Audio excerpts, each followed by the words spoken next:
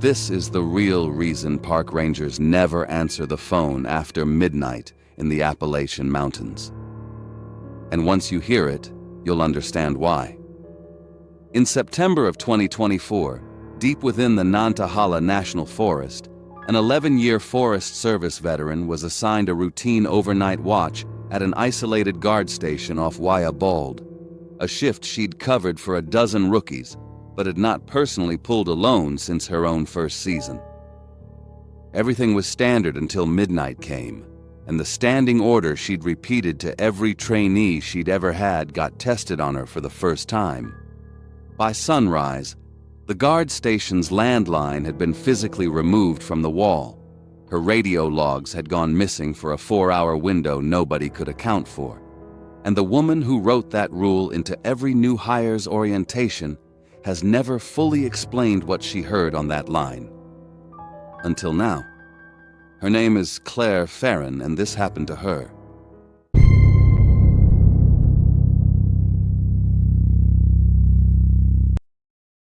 Claire had run the Wayah district 11 years, 6 rookies trained, 2 search and rescues closed, never a full night alone at the station she used to onboard new hires, because by the time she trusted someone enough to leave them there, she was already back down the mountain in her own bed.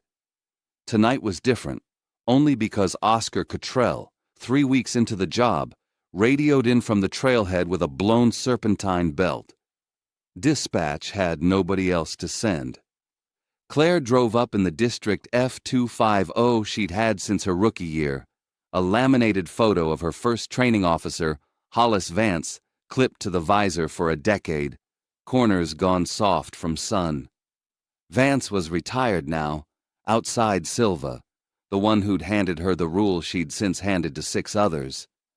The guard station was a single-room 1960s outbuilding, cinderblock walls, 1 wood stove, a radio bank untouched since the 90s, and bolted to the wall like it was still 1975.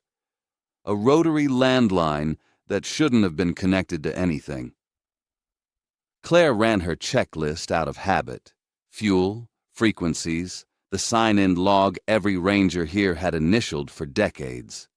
She flipped to a blank line to sign in for the first time in 11 years, and her eye caught an entry near the bottom of the previous page, faded almost past reading. Hold on to this one. It matters more than Claire believed in that moment. The entry read, C. Ferrin, September 14th, 61, handwriting close enough to her own that it unsettled her for exactly as long as it took to decide it was some ranger's initials from 60 years back. She signed the line beneath it and closed the book. Before she settled in, she thought of the one thing Hollis Vance had told her on her first overnight, in the exact tone she'd since used on 6 rookies of her own. The rule isn't there to protect you from what's outside. It's there because of what you'll do to yourself trying to help. She'd repeated that line so many times it had stopped meaning anything. Radioing to confirm coverage, Claire gave Oscar the same standing order she gave every rookie. Midnight, the landline gets unplugged. If it rings before that, let it ring through to 444 when the exchange resets. I don't care whose voice you think you hear. Saying it out loud steadied her. But Oscar, keyed up from 3 weeks of nerves, asked the question she'd never had to answer for herself. Has it ever actually rung on you? She didn't have a good answer. She signed off, and the fire road went quiet behind her. It's 11:58 p.m. Claire means to unplug the phone at the top of the hour, the way she's told 6 people to do without fail. But she's mid-entry in the radio log when the clock ticks over, and the 11 years of muscle memory that make her good at this job are exactly what let the small task slide past her. She's reheating black coffee on the wood stove in the steel percolator that's lived at this station since before she was hired, watching the surface just start to shiver when the overhead bulb buzzes once, low, the way old wiring does before a storm that isn't coming. Then the landline rings. Her own cell phone, face up on the desk, lights up at the same second, with an incoming call from her own number. She answers the cell out of the same reflex she's warned rookies against, and for half a second there's someone breathing on the other end in the exact rhythm of her own breath. Like it's listening to her instead of the other way around. Then it's just dial tone. The landline is still ringing. Underneath the wood smoke and cinderblock damp that's been the room's baseline all night, something metallic threads in. Not gasoline, not the stove. Something closer to a mouthful of pennies, thin enough that Claire tells herself it's old wiring heating up in the wall. She doesn't unplug the landline. She lets it ring itself out, the way she's coached 6 other people to. It stops on its own at 12:06. 8 minutes past the deadline she's never once missed until tonight. The radio crackles, the same bank she told Oscar was reliable enough to raise her on if the tow ran late. It's Oscar's voice, thin with real fear this time instead of nerves, asking if she's okay, saying he heard something come through on his end of the channel that wasn't her call sign. He describes it fast, words tumbling.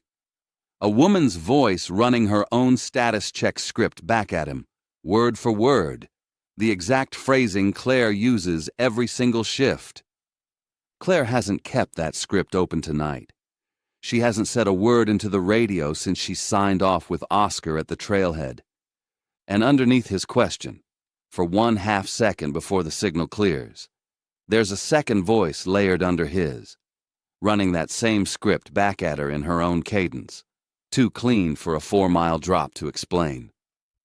She asks him to repeat what he heard. He does.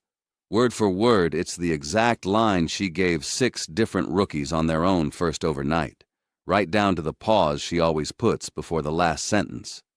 Oscar's never heard that line from her. She hasn't gotten to that part of his training yet. Claire sets the radio handset down slower than she means to. She checks the percolator. Still shivering on the stove, though she doesn't remember it ever coming close to a boil. She checks the bulb overhead, still buzzing at that same low pitch it started at 11:58, unchanged for the better part of 10 minutes now, like something's holding it right at the edge of failing without ever letting it fail.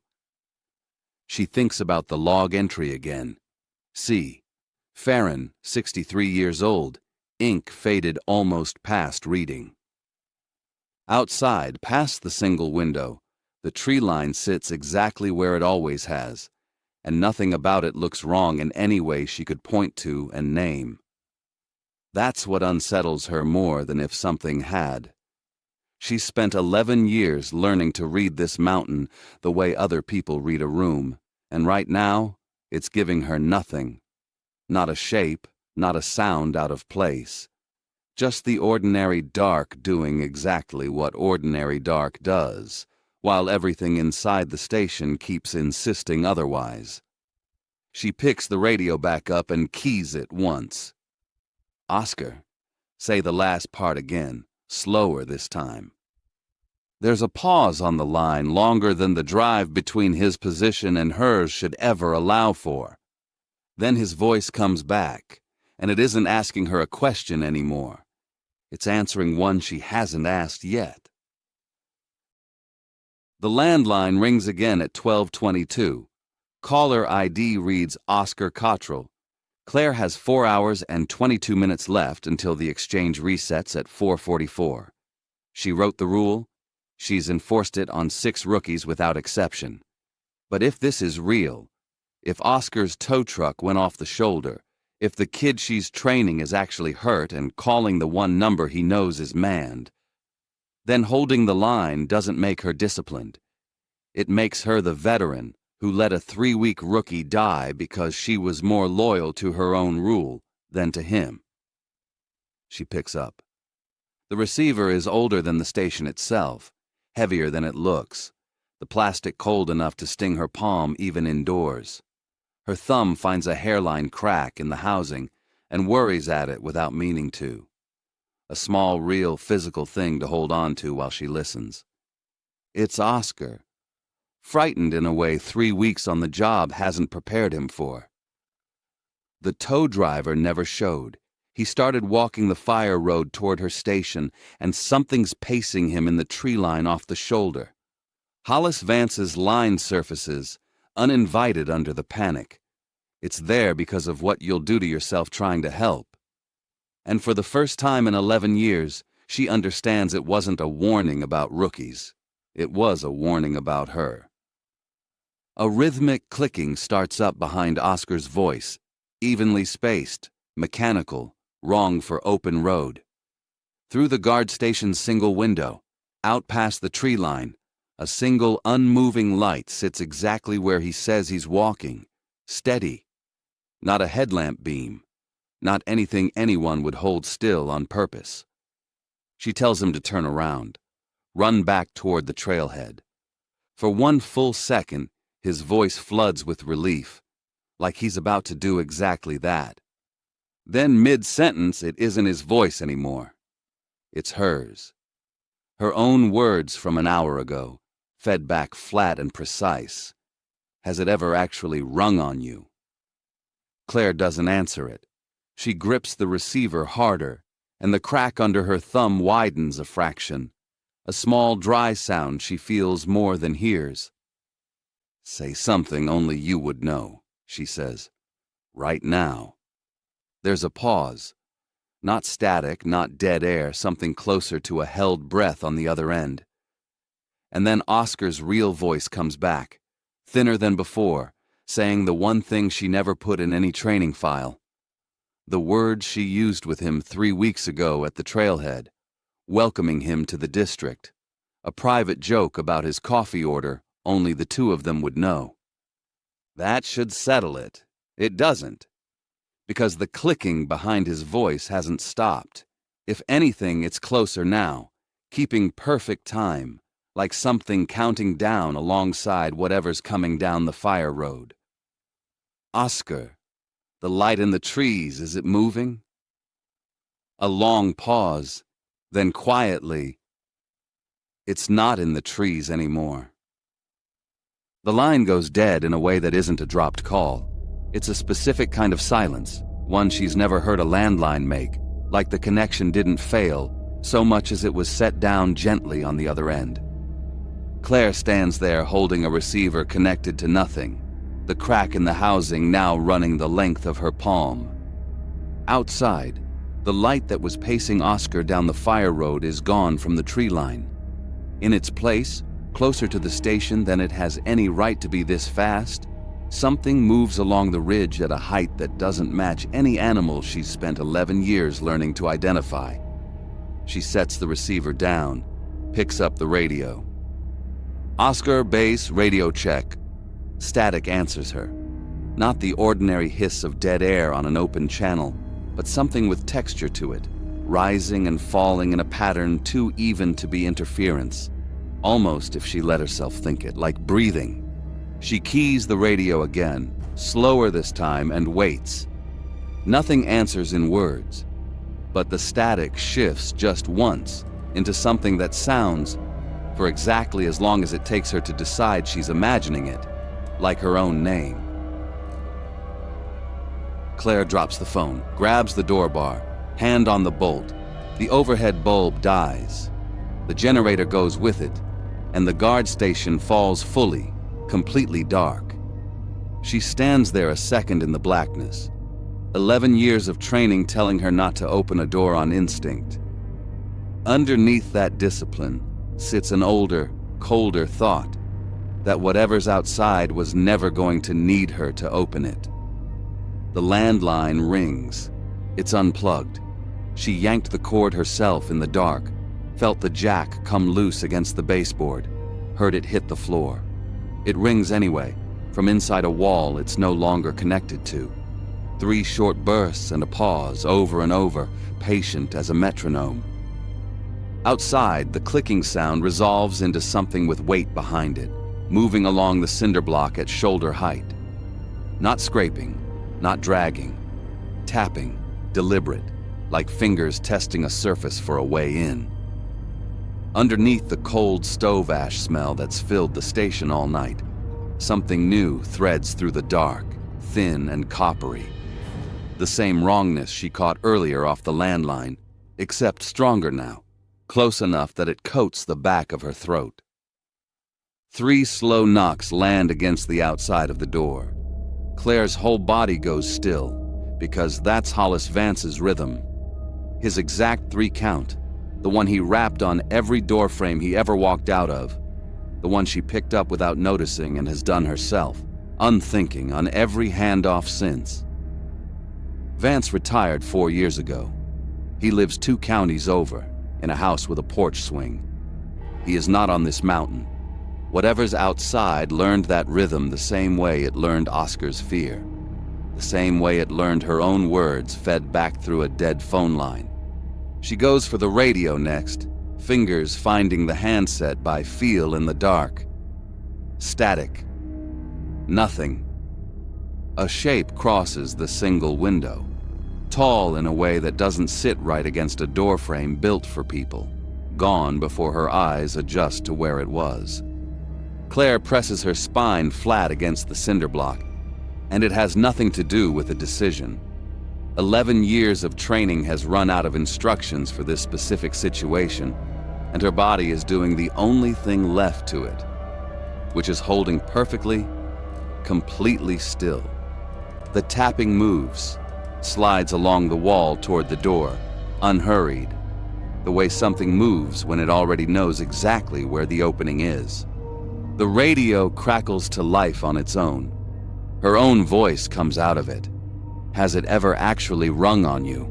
Looped, flat, a half-second delayed from itself like 2 recordings running almost but not quite together.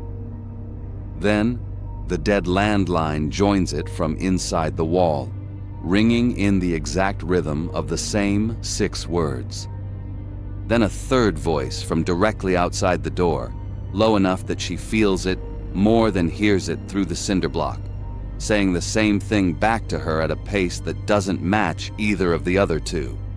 3 versions of one sentence, coming from 3 directions, a half beat out of sync with each other, and with something underneath all of them that isn't quite Claire's voice at all. Lower, wetter, still learning where to put the emphasis. For 1 full second, she can't locate her own mouth among the copies. Can't be sure, standing there in the pitch dark with her back against cold block, whether the words are still coming from somewhere inside her chest or if that stopped being true several minutes ago. The tapping reaches the door. It doesn't try the bolt. It doesn't rattle the handle. It goes still, right at the seam where door meets frame. And for 3 full seconds there's no sound, except 3 overlapping voices repeating the same 6 words with less space between them, converging. Then, all at once, every voice stops. The silence that follows isn't empty. It has weight, the specific pressure of something waiting to see if she'll speak first, if she'll answer the question in her own real voice and settle, once and for all, which one of the 4 is actually hers. Claire keeps her mouth shut, presses her palm flat against the wall instead, over the spot where the tapping stopped, and holds it there. Something on the other side presses back. Not hard, not violent, just enough pressure to match her own palm through 8 inches of cinderblock, patient, testing, like it's checking whether she's still real on this side of the wall the same way she's checking it. Then it's gone. The pressure lifts. The tapping doesn't resume. Somewhere behind her, in total darkness, the dead landline gives one final ring and falls silent for good, and Claire realizes she never heard footsteps leaving. Sunrise. A district truck finally makes it up the fire road at 6:15. Oscar climbs out unharmed. He tells her the tow driver showed up an hour after the call dropped, that he doesn't remember walking the fire road, doesn't remember any light in the trees. As far as he knows, he sat at the trailhead the whole night waiting. Radio quiet. Nothing on the channel but the ordinary hiss of an empty frequency. He finds Claire sitting on the guard station steps, unhurt, silent, staring at the tree line like she's waiting for it to do something again. The landline has been torn clean out of the wall, drywall, anchors and all, cord still coiled neat around the base, the way she coils it herself out of habit at the end of every shift.